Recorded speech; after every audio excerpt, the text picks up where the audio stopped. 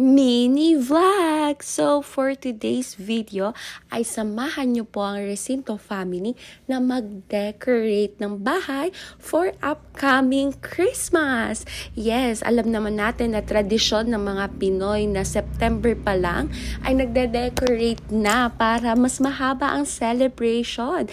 At super excited ang lahat kasi first Christmas namin to na magde-decorate as a family. So, yan na nga ang napili namin na Christmas tree. 7 feet siya, guys. Start na kaming mag-decorate ng Christmas tree.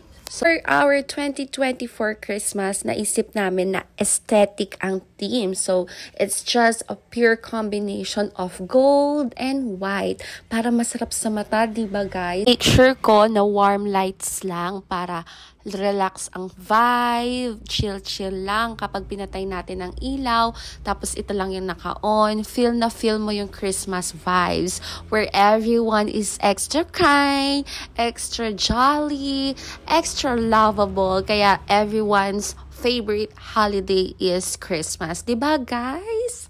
Tada! Yan na nga, pinailaw na namin ng Christmas tree. Makikita nyo naman super cute si Santa. Kayo rin ba? Yan ang mga nag-heal sa inner child nyo. Kaya binili ko talaga yan. Tapos super mura pa. Kaya ang cute-cute. I-check out nyo na lahat ng designs na yan sa Yellow Basket. At yan naman ang itsura ng ating Christmas decorations kapag hinalo naman natin sa blue lights natin sa sala. Tuwang-tuwa ako sa idea ni asawa na ilagay sa loob instead sa labas tong Christmas lights na lalong nagpa-cute ng bahay. Yun lang. Thanks for watching. See you next time. Bye!